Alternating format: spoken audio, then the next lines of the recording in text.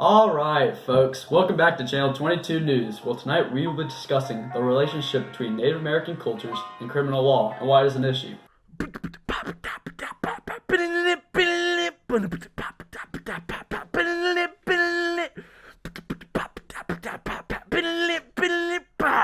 Today there is lots of conflict between the United States and Native American groups which have caused heavy injustice. We have spent the last 2 weeks tirelessly researching and studying the integral aspects of Native American culture and federal law in today's political climate. We've come to a conclusion that the relationship between Native cultures and tribal law is complex and that it has positive features which preserve the national culture and tradition, keeping Natives safe, and the negative aspects that prevent Native from continuing the tradition of their culture and tribal society by interfering jurisdiction between criminal activity and Indian reservations. Today we will be focusing on the relationship, weighing both positives and negatives.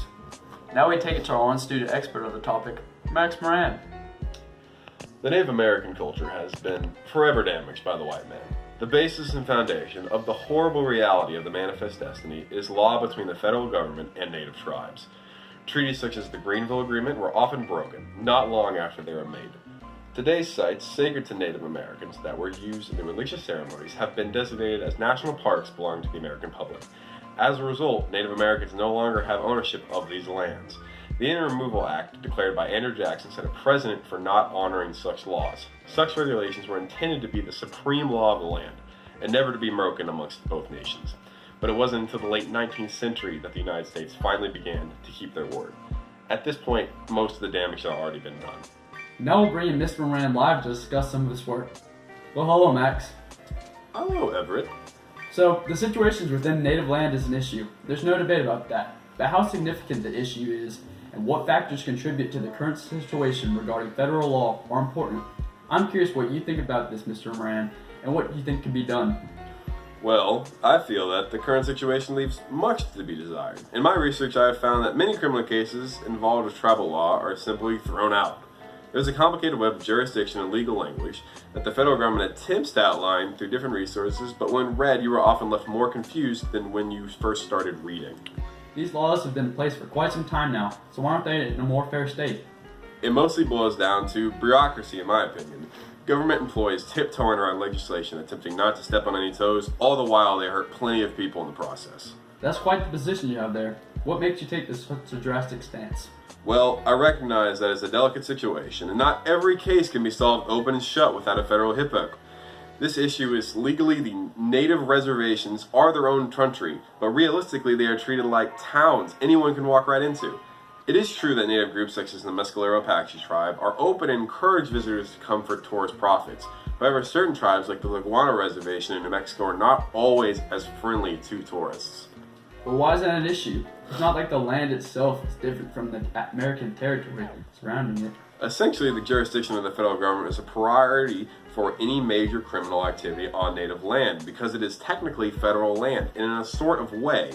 But if the crime involved Native people, Indian law enforcement needs to be present.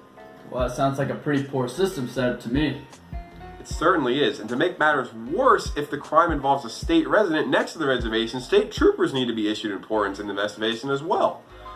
Well, I completely understand. Thank you for joining us today, Max, and sharing your current research. No problem. Thanks for having me. Now we take it to our live reporter, Bill Morgan. Thanks, Everett. Like Max said, there are many improvements that can be made to tribal law to make it as efficient as possible. Like how Native Americans living on the reservation cannot arrest non-natives living within the reservation. For example, in 2015, the Tulalip tribe convicted 835 people, but over 60% of them were non-natives. As a result, they were forced to hand these criminals off to the state government. And as one could expect, Native Americans were not the top priority. So it took a lot longer for these criminals to be prosecuted. One could ask, who cares? And to answer your question, I would tell you to put yourself in the perspective of a Native American. People are committing crimes on your land and you don't have any legal power to do anything about it. So instead you just hand them off to the state government, who blow them off until your earliest convenience. This is unacceptable, and we can't pretend like these nations are sovereign when we aren't even letting them deal with the people causing trouble in their own lands. So put yourself in their shoes and take action. Contact your local representatives and people who have a say in the laws that are passed, and do something to help people who don't have a voice for themselves. Back to you, Everett. Alright, thanks for tuning in with Channel 22 News today.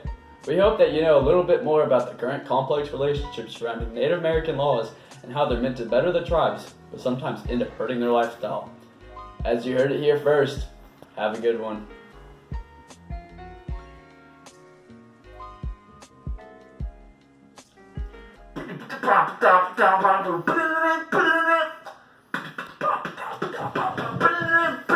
That's a wrap.